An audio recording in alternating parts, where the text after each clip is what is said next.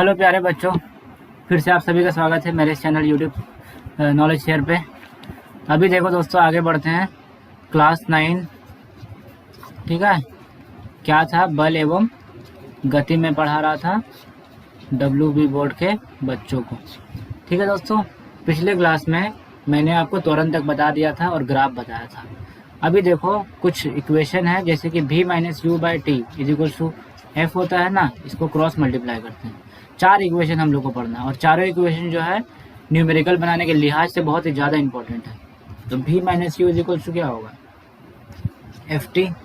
तो v is equal to क्या होगा, माइनस यू उधर जाएगा तो प्लस यू बन जाएगा। ठीक है, तो प्लस लिखते नहीं है, जरूरत नहीं है, यू प्लस एफ टी। ठीक है, तो इसका मतलब अगर आपको अंतिम वेग निकालना है, कैसे निकलेगा, प्रारंभिक वेग प्लस त्वरण इंटू समय। मतलब समझ में आ रहा है, ये ग्राफ है, मान लो इसका कुछ प्रारंभिक वेग था u, इतना दूर जो है u है। ठीक है, और इधर इसका जो एक्सेलरेशन था a था। ठीक है, ये जो समय था ये t लगा, t टाइम लगा, ये ग्राफ है। तो u को तो रखना ही रखना है, और ये जो अंतिम वेग भी निकालना है ना, तो a को t से गुना करना पड़ेगा, क्योंकि अगर शुरू में u था तो u तो है, हर सेकेंड में त्वरण का मतलब मैंने क्या बताया था, हर सेकेंड में वेग जितना बढ़ता है, वेग में परिवर्तन की दर को त्वरण कहते हैं। तो वेग में परिवर्तन की दर मतलब 1 सेकेंड में वेग कितना बढ़ रहा है। 1 सेकेंड में हो सकता है 5-5 करके बढ़ता होगा, त्वरण है 5 मीटर पर सेकेंड स्क्वायर। तो टी 1 सेकेंड में अगर ए बढ़ रहा है तो टी सेकेंड में कितना बढ़ा होगा, ए इंटू टी, वही ए इंटू टी या एफ इंटू टी करके यू में जोड़ देना है। तो जो आएगा वो अंतिम वेग रहेगा। ठीक है, इसके बाद एक तो ये हुआ v is equals to U plus A T लिखो या एफ टी लिखो, एक ही बात है। ठीक है, इसके बाद एक formula S is equals to U T plus half A T square, S is equals to U T plus half A T square. अभी ये क्या है भाई, ठीक है, एक डिस्प्लेसमेंट और टाइम ग्राफ, इधर टाइम है, ये डिस्प्लेसमेंट है। ठीक है, डिस्प्लेसमेंट मतलब विस्थापन। मान लो ये पहले से इसका कुछ वेग था u, ठीक है, पहले से कुछ वेग था u, उसके बाद फिर बॉडी जो है समय के साथ ऐसे मूव कर रहा है, समय के साथ इसका जो डिस्प्लेसमेंट है वो बढ़ रहा है। ठीक है, ऐसे करके। ठीक है, एस इंटू, अभी देखो u इंटू टी। ठीक है, ये टाइम, मान लो यहाँ पे एक टाइम ले लिया t। ठीक है, तो u इंटू टी इधर ये ऐसे है। ठीक है, तो u इंटू टी करेंगे, ठीक है, u इंटू टी करेंगे तो ये एक दूरी आएगा। ठीक है, और ये इसका निकालने के लिए हाफ इंटू, ठीक है, बेस इंटू हाइट करना पड़ेगा। तो ठीक है, तो इसका जो हाइट है वो कितना है, ये कैसे निकलता है, a इंटू टी से निकलता है, पिछला बार अभी मैंने निकाल के दिया था। और इसका बेस कितना है, t है, ये पूरा t है और ये a t है। तो half into a into A T, तो हो जाएगा हाफ a, सॉरी रुको, ये t है और ये एक सेकेंड, ये t होगा। ठीक है, हाफ ए टी स्क्वायर। तो पहले का जो दूरी था हो गया यू टी, और अभी जो नया दूरी तय किया half A T square. Total कितना हो जाएगा, you T plus half A T square. ये बहुत इंपॉर्टेंट फॉर्मूला है, इसको अच्छा से कर लेना, S is equals to U T plus half A T square. अगर कोई बॉडी रेस्ट से स्टार्ट होता है, तो उसका जो प्रारंभिक वेग है वो 0 हो जाएगा, तो यू टी वाला टर्म जो खत्म हो जाएगा, 0 हो जाएगा, हाफ ए टी स्क्वायर से काम होगा। ठीक है, अभी आगे बढ़ते हैं, न्यूटन का गति नियम। अभी हम लोग बल में आ जाएंगे। ठीक है, न्यूटन का गति नियम। न्यूटन के कितने गति नियम थे, न्यूटन के 3 गति नियम थे। न्यूटन के 3 गति नियम थे। प्रथम गति नियम, न्यूटन का प्रथम गति नियम क्या था, प्रथम गति नियम ऐसा था, अगर कोई वस्तु स्थिर अवस्था में है तो वो स्थिर ही रहेगी। सही बात है भाई, तो समझ में आ रहा है कि अगर कोई वस्तु स्थिर है तो स्थिर ही रहेगी। अगर कोई वस्तु गतिशील अवस्था में है तो वो गतिशील ही रहेगी, जब तक कि बाहर से बल लगाकर उसकी अवस्था को चेंज ना किया जाए। अगर कोई वस्तु स्थिर अवस्था में है तो स्थिर ही रहेगी। तो ये बात समझ में आ रहा है कि ये जो मोबाइल है ये स्थिर अवस्था में, तो ये स्थिर ही रहेगी, बाहर से बल लगाएंगे तभी ये मूव करेगी। लेकिन क्या आपने कभी ऐसा देखा है कि अगर कोई वस्तु गतिशील अवस्था में तो वो हमेशा गतिशील ही रहती है, वो तो रुक जाती है ना कुछ समय के बाद, बल लगाना छोड़ देते हैं तो फिर वो रुक जाती है। तो न्यूटन बाबूजी ने ये क्या बोल दिया कि अगर कोई वस्तु स्थिर अवस्था में तो स्थिर ही रहेगी और गतिशील अवस्था में तो गतिशील ही रहेगी, जब तक कि बाहर से कोई बल उस पर नहीं लगाया जाए। हम लोग आसपास में जितनी भी चीज़ें देखते हैं, जो भी मूव कर रही है, साइकिल हुआ या पंखा हुआ, वो रुक जाती है एक कारण से जिसको हम लोग बोलते हैं घर्षण। अगर हम लोग घर्षण को निकाल देते हैं, सारे वायु को निकाल देते हैं, वो पंखा जिसको मैंने एक बार चला दिया है, स्विच बंद होने के बाद भी कभी भी स्लो भी नहीं होगा, वो घूमता ही रहेगा। ठीक है। अभी क्या होता है, स्विच बंद करते हैं तो पंखा थोड़ा देर चलने का कोशिश करता है, क्योंकि वो न्यूटन का गति का नियम को फॉलो कर रहा है, इसीलिए वो थोड़ा देर चलने की कोशिश करता है। लेकिन आसपास में जो हवा का फ्रिक्शन है, हवा का जो घर्षण है, उससे टकरा टकरा कर वो जो है रुक जाता है। ठीक है। तो अगर ब्रह्मांड से हवा को निकाल देते हैं, घर्षण को निकाल देते हैं, तो न्यूटन का गति एकदम सत्य है। अगर कोई वस्तु स्थिर अवस्था में है, वो तब तक स्थिर रहेगी जब तक उसमें बाहर से बल न लगाया जाए। अगर कोई वस्तु गतिशील अवस्था में है, तो वो हमेशा गतिशील ही रहेगी जब तक उसको रोका ना जाए। तो प्रथम गति नियम को इस प्रकार से है, अगर कोई वस्तु स्थिर अवस्था में तो वो स्थिर ही रहेगी, अथवा गतिशील है तो वो उसी दिशा में गतिशील रहेगी जब तक कि बाहर से बल न लगाया जाए। ठीक है।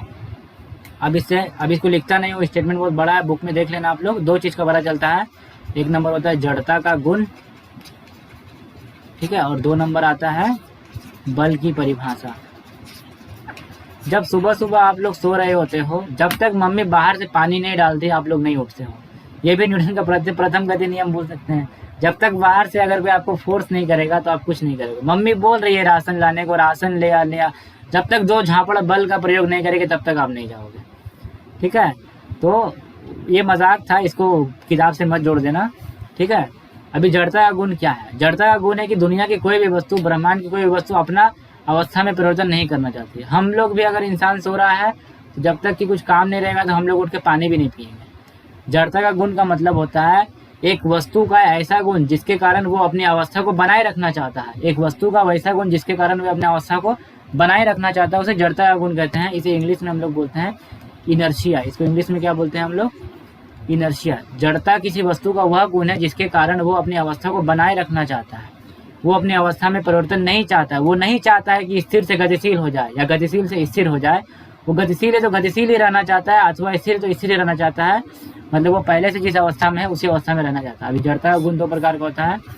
एक होता है विराम जड़ता और दूसरा होता है गतिज जड़ता। गतिज जड़ता, विराम जड़ता का मतलब होता है वस्तु की वह अवस्था जिसमें वो अपनी विराम अवस्था को बनाए, मतलब वस्तु विराम में है और वो विराम अवस्था को बनाए रखना चाहता है, उसे बोलते हैं विराम जड़ता। और अगर कोई वस्तु अपनी गतिशील अवस्था को बनाए रखना चाहता है तो उसे बोलते हैं गतिज जड़ता। ठीक है। अभी कुछ उदाहरण पे चर्चा कर लेते हैं। विराम जड़ता का उदाहरण, गतिज जड़ता का उदाहरण। ठीक है। अभी जैसे मान लो कि हम लोग बस में बैठे हुए हैं, आराम से बस स्थिर है, हम भी स्थिर है, हम खड़े हैं, मान लो सीट नहीं मिला, बहुत भीड़ था। ठीक है।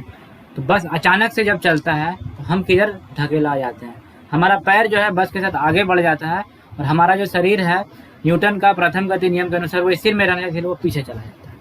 ठीक है। तो विराम जड़ता का उदाहरण ये हुआ। उसके बाद फिर अगर देखते हैं, एक चादर मान लो धूल से भरा हुआ है, उसको जब डंडा से हम लोग मारते हैं तो धूल जो है गिरने लगता है, क्योंकि धूल जो है विराम अवस्था में है। और डंडा से जब हम चादर को मारते हैं तो चादर गतिशील अवस्था में आ जाता है, लेकिन धूल चाहता है कि हम विराम अवस्था में ही रहें, इसीलिए जो है वो नीचे गिर जाता है, क्योंकि चादर तो पीछे जा चुका है और धूल हवा में थोड़ी ना रहेगा, वो नीचे गिर जाएगा। और एक एग्जांपल है, एक गिलास में मान लो आप एक कागज रख के सिक्का रखते हैं और कागज को बहुत जोर से खींचते हैं, तो सिक्का जो है वो नीचे गिलास में गिरता है, ना कि कागज के साथ चला जाता है, क्योंकि सिक्का जो है न्यूटन के प्रथम गति के नियम के अनुसार वो विराम अवस्था में रहना चाहता है, इसीलिए वो नीचे गिर जाता है, क्योंकि कागज तो था नहीं, कागज तो हम निकाल लिए। गतिज जड़ता का उदाहरण देखेंगे तो एक पंखा का स्विच को जैसे ही हम बंद करते हैं, ठीक है, तो पंखा कुछ देर तक जो है वो घूमता रहता है, क्योंकि वो गतिशील अवस्था में रहना चाहता है, क्योंकि उसके पास गतिज जड़ता है। ठीक है। और एग्जाम्पल बस वाला देख लेते हैं। बस जैसे ही मान लो गतिशील बस है, सभी पैसेंजर गतिशील है और मैं बस में चढ़ा हुआ हूँ और बस में ऊपर पकड़ के गतिशील हूँ। बस जैसे ही अचानक से रुकता है, मेरा वजन इतना हल्का है ना दोस्तों, आप विश्वास मानो एकदम आगे चला जाता हूँ मैं, क्योंकि मेरा जो पैर है वो बस के साथ विराम अवस्था में आ गया है। मेरा जो शरीर है वो अभी भी गतिशील रहना चाहता है, इसीलिए वो आगे ढकेला जाता है। मैं मजाक कर रहा था, ऐसा कुछ बात नहीं है। ठीक है। आगे देखते हैं बल की परिभाषा। अभी इससे एक चीज समझ में आता है, इन सभी चीजों के पीछे एक चीज है इन्वॉल्व। ठीक है। अगर कोई वस्तु विराम अवस्था में है तो उसको गति में लाने के लिए क्या चाहिए? बल लगाना चाहिए। अगर कोई वस्तु गति अवस्था में है तो उसको विराम में लाने के लिए क्या चाहिए? बल चाहिए। ठीक है। तो बल एक ऐसा बल एक ऐसा एजेंट है, बल एक ऐसा कारक है जो किसी वस्तु की विराम अवस्था को गतिशील अवस्था में और गतिशील अवस्था को विराम अवस्था में बदलने की क्षमता रखता है। समझ में आया? ठीक है, तो बल की परिभाषा और जड़ता की परिभाषा दोनों आप लोग को याद कर लेना है। अभी आते हैं हम लोग न्यूटन का दूसरा गति नियम। ठीक है,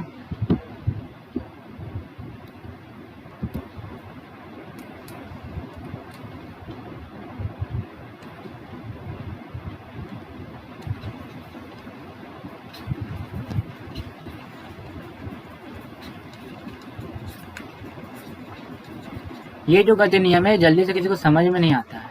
इसको समझाने के पहले मैं एक क्वांटिटी समझाऊंगा जिसको हम लोग बोलते हैं संवेग। संवेग का मतलब होता है मात्रा गुना वेग। अगर एक छोटी सी बॉडी है मान लो, ठीक है, इसका वजन है मान लो 10 kg और ये गतिशील है मान लो 10 मीटर प्रति सेकंड स्क्वायर की दर से।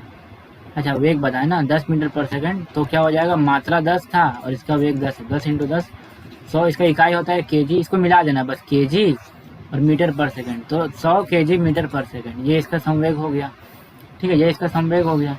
ठीक है, संवेग का मतलब होता है वस्तु का मात्रा और उसका वेग। मान लो एक बहुत बड़ा ट्रक है, ट्रक का वजन मान लो 5000 kg है, लेकिन उसका जो गतिशील है वो मान लो 10 मीटर पर सेकंड से गतिशील कर रहा है, तो इसका हो जाएगा 50,000 kg मीटर पर सेकंड। ठीक है, और अगर मान लो छोटा सा कार है, कार मान लो 1000 kg का ही है, लेकिन वो गति कर रही है 50 मीटर पर सेकंड के हिसाब से, तो 1000 को 50 से अगर मल्टीप्लाई करेंगे तब भी कितना आ रहा है, 50,000 kg मीटर पर सेकंड। तो देखो ये भी 50,000, ये भी 50,000। संवेग का मतलब होता है मात्रा को वेग से गुना कर देना। अगर कोई बहुत बड़ी वस्तु है, बहुत भारी वस्तु है, कम वेग से गतिशील कर रही है, तो उसका संवेग जितना होगा। अगर कोई छोटी हल्की वस्तु है और बहुत ज़्यादा वेग से गतिशील कर रही है, तो भी उसका संवेग हो सकता है उसके बराबर हो जाए। ठीक है, मतलब एक ट्रक धीरे जा रही है और एक कार बहुत स्पीड जा रही है, अगर किसी चीज़ को टक्कर मारती है और दोनों का संवेग बराबर है तो बराबर इफेक्ट होगा। ठीक है, एक 5000 kg का जो ट्रक है वो 10 मीटर पर सेकंड के वेग से जा रही है, अगर वो किसी को टक्कर मारती है, भगवान ना करे ऐसा कभी किसी के साथ हो, लेकिन मान लो बाई चांस कोई सामान कोई टक्कर मार देती है, या फिर एक कार 1000 kg का है, देखो कार का जो वजन है ट्रक के वजन से 5 गुना कम है, लेकिन उसका जो स्पीड है 5 गुना ज़्यादा है, तभी दोनों का इफेक्ट सेम आता है। संवेग का मतलब होता है मात्रा गुना वेग। ठीक है, जब भी हम किसी वस्तु पे बल लगाते हैं ना, तो वस्तु का मात्रा तो वही रहता है, वस्तु का मात्रा कभी चेंज होता है क्या? मान लो ये 100 ग्राम का मोबाइल है, तो इसका मात्रा चेंज हो जाएगा बल लगाएंगे, तो मात्रा कभी भी चेंज नहीं होता है, चेंज होता है उसका वेग। ठीक है, तो अगर कोई वस्तु है मान लो, ठीक है, ये वस्तु है मान लो, इसका मात्रा m था और इस शुरू से ये जा रही है u के वेग से। ठीक है, इसका जो वेग है u मीटर पर सेकंड है, और वस्तु में क्या किया, हम बल लगा दिए। क्या लगा दिए? बल लगा दिए। अभी क्या हो गया, अच्छा u कुछ भी हो सकता है, u 10 मीटर पर सेकंड, 20 मीटर पर सेकंड, 30 मीटर पर सेकंड, अगर वस्तु स्थिर अवस्था में तो u 0 भी हो सकता है। ठीक है, और वस्तु मान लो अभी वस्तु पे बल लगा दिए, वस्तु का वेग मान लो v मीटर पर सेकंड हो गया, मात्रा तो वही रहेगा m, क्योंकि वस्तु का मात्रा कैसे चेंज हो जाएगा। इसका संवेग अगर देखेंगे तो m को u से गुना कर देंगे तो mu हो जाएगा, और इसको m को v से कर देंगे तो m भी हो जाएगा। ठीक है, तो संवेग में परिवर्तन हुआ कि नहीं हुआ? संवेग में परिवर्तन हुआ ना। ठीक है, पहले mu था, अभी m भी हो गया, परिवर्तन कितना हुआ, लास्ट वाला माइनस फर्स्ट वाला, ये संवेग में परिवर्तन है। मान लो इतना परिवर्तन होने में टाइम लगा t सेकंड का, कितना टाइम लगा, t सेकंड का। अभी संवेग में परिवर्तन की दर निकालेंगे, तो जब भी दोस्तों की दर निकालते हैं या प्रति की समय निकालते हैं, तो हम लोग किससे डिवाइड करते हैं, t से डिवाइड करते हैं। ठीक है, m इज इक्वल्स टू, इधर कॉमन ले लेंगे तो इधर बचेगा v minus U by T, और पता है v minus U by T जो होता है वो क्या होता है, एक्सेलरेशन। ठीक है, तो संवेग में परिवर्तन की जो दर है उसी को हम लोग बल कहते हैं। बल और कुछ नहीं है, हम एक वस्तु में बल लगाएं, वस्तु का वेग कुछ था, फिर बल लगाने के बाद वस्तु का वेग बढ़ गया, तो पहले जो मात्रा इंटू वेग था और नया में जो मात्रा इंटू वेग, उसका जो अंतर है वो जो चेंज हुआ, और मान लो 10 सेकंड लगा, तो 10 से अगर डिवाइड कर देते हैं, जो आता है वही बल है, जो आता है वही बल है। तो ये जो मान निकला है m a निकला है, ये क्या है, ये बल है, ये क्या है, f। ठीक है, तो f इज इक्वल्स टू, ठीक है, ma।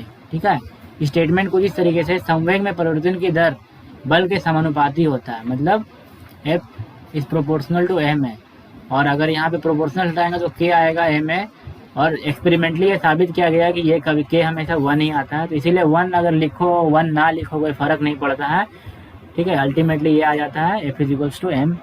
बस यही है न्यूटन की गति का दूसरा नियम। समवेग में परिवर्तन की दर लगाए गए बल का सीधा समानुपाती होता है। मतलब और यह उसी दिशा में कार्य करता है जिस दिशा में बल लगाया जाता है। मतलब अगर ये मोबाइल है, इसमें हम इधर से बल लगा रहे हैं, ठीक है, तो ये जिस दिशा में बल लगा रहे हैं संवेग भी उसी दिशा में चेंज होगा। संवेग एक दैशिक राशि है, संवेग एक दैशिक राशि है। ऐसा नहीं है कि इसमें बल इस दिशा में लगा रहे हैं और मोबाइल इधर चला जाएगा या उधर चला जाएगा। ये ऐसे बल लगा रहे हैं तो मोबाइल भी उधर जाएगा। तो संवेग में परिवर्तन की दर लगाए गए बल का समानुपाती होता है और यह उसी दिशा में काम करता है जिस दिशा में बल लगाया जाता है। समझ में आया होगा उम्मीद है, ठीक है। तो ये जो डेरिवेशन मैंने अभी करके दिखाया है, ये न्यूटन का दूसरा गति नियम से बल का माप निकालना है, ठीक है। अभी बल की इकाइयाँ देखते हैं, ठीक है। बल की इकाइयाँ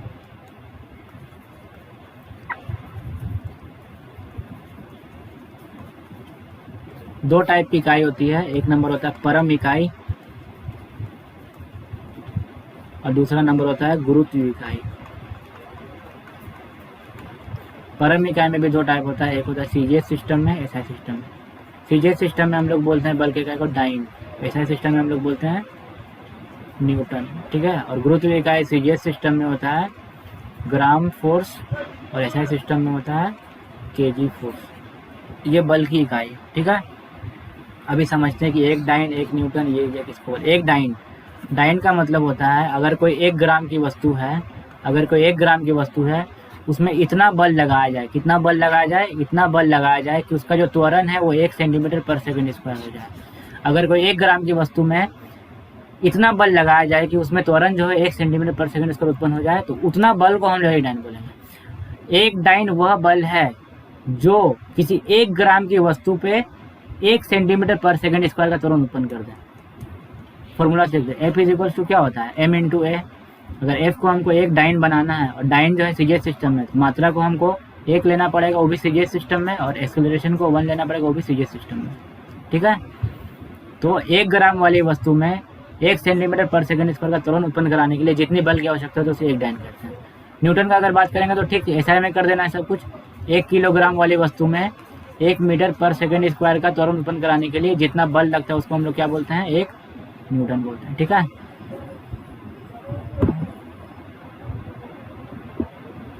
आगे बढ़ते हैं, ठीक है। अभी ग्राम फोर्स क्या है, केजीएफ फोर्स क्या है, F इक्वल्स टू मान लेते हैं, ठीक है। एक केजी वस्तु में, ठीक है, 1 केजी वस्तु में 1 केजी वस्तु को, ठीक है, पृथ्वी जो है जिस भार से अपनी ओर खींचती है, पृथ्वी जो है जिस बल से अपनी ओर खींचती है उसे 1 किलोग्राम फोर्स बोलते हैं ना। ये 1 किलो है, इसका जो भार है 1 किलो है। मतलब क्या है, पृथ्वी जितनी ताकत से उसको खींच रहे है उसको 1 किलो फोर्स देगा। वही सीजीएस सिस्टम में देखेंगे तो 1 ग्राम वस्तु को, मतलब मान लो ये वस्तु 1 ग्राम की है और पृथ्वी जितनी बल से इसको खींचेगी नीचे की ओर उसको क्या बोलेंगे हम लोग, उसको बोलेंगे हम लोग 1 ग्राम फोर्स। अभी आगे बढ़ते हैं, न्यूटन और डाइन में संबंध। डाइन में संबंध कैसे होगा, मान लो कि 1 न्यूटन है। 1 न्यूटन का मतलब क्या होता है, 1 केजी इंटू 1 मीटर पर सेकंड स्क्वायर। फॉर्मूला तो ये था ना, F इक्वल्स टू मा F, M मतलब 1 केजी ले लो, A मतलब ले लो 1 मीटर पर सेकंड स्क्वायर। अभी SI से सीजीएस में जाना है तो 1 केजी को क्या करेंगे, 1000 से गुना कर देंगे, ये ग्राम में चेंज हो गया। सेकंड में तो कोई झमेला नहीं है कि हर सिस्टम में तो सेकंड ही होता है। 1 मीटर को 100 से गुना कर देंगे तो ये सेंटीमीटर बन जाएगा पर सेकंड स्क्वायर। तो देखो ये जो ग्राम है, ये जो सेंटीमीटर पर सेकंड स्क्वायर, इसको अलग कर लो, ठीक है। तो ग्राम सेंटीमीटर पर सेकंड स्क्वायर, और इधर देखो 1000 है, इधर 100 है, 1000 इंटू 100 कितना हो जाता है, ठीक है। तो 10 का पावर 5। ये जो ग्राम सेंटीमीटर पर सेकंड स्क्वायर, इसी को हम लोग क्या बोलते हैं, डाइन, ठीक है। और ये जो केजी मीटर पर सेकंड स्क्वायर, दूसरा नाम क्या था, न्यूटन था, ठीक है। तो 1 न्यूटन इज इक्वल्स टू होता है 10 का पावर 5 डाइन, ठीक है। तो हमेशा जब भी न्यूटन को डाइन में चेंज करना होगा तो ऐसे कर सकते हैं, ठीक है।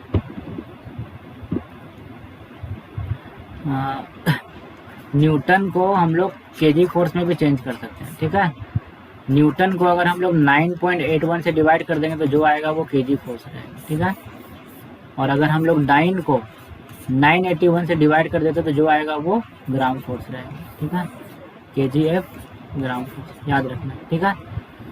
अभी आगे बढ़ते हैं, न्यूटन का गति का तीसरा नियम। न्यूटन का गति का तीसरा नियम क्या बताता है हम लोगों को,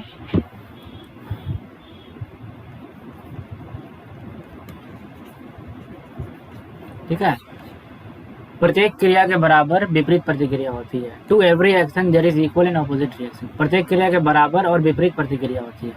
प्रत्येक क्रिया, जैसे ये एक कुछ भी है मान लो, प्रत्येक क्रिया के बराबर और विपरीत प्रतिक्रिया होती है। प्रत्येक क्रिया के बराबर, प्रत्येक क्रिया तक याद रखना, प्रत्येक क्रिया के बराबर और विपरीत प्रतिक्रिया होती है। मतलब जो भी प्रतिक्रिया होगी क्रिया के बराबर होगी और विपरीत होगी। मतलब हम अगर किसी चीज़ पे बल लगाते हैं, वो भी चीज़ हमारे ऊपर उतना ही बल लगाती है उल्टी दिशा में। ठीक है, तो तीसरा गति नियम जो है तुरंत याद हो जाता है। ठीक है, प्रत्येक क्रिया के बराबर और विपरीत प्रतिक्रिया होती है। ठीक है, अभी आगे बढ़ते हैं। ये जैसे कि इसका बहुत सारे एग्जाम्पल है तो करना पड़ेगा। ठीक है, तो अभी के लिए क्लास को स्टॉप करते हैं। तीसरा नियम के बाद से जो भी बचा हुआ चीज़ है उसको हम अगले क्लास में देखेंगे। ठीक है, तो धन्यवाद दोस्तों। अगर आपको ये वीडियो अच्छा लगा तो इसको लाइक करें, अपने दोस्तों के साथ शेयर करें और मेरे चैनल को सब्सक्राइब करके मेरा जो उत्साह है वीडियो बनाने का उसको बढ़ाएं, ताकि मैं आपके लिए और भी ज़्यादा नॉलेजेबल वीडियो ला सकूं। धन्यवाद दोस्तों।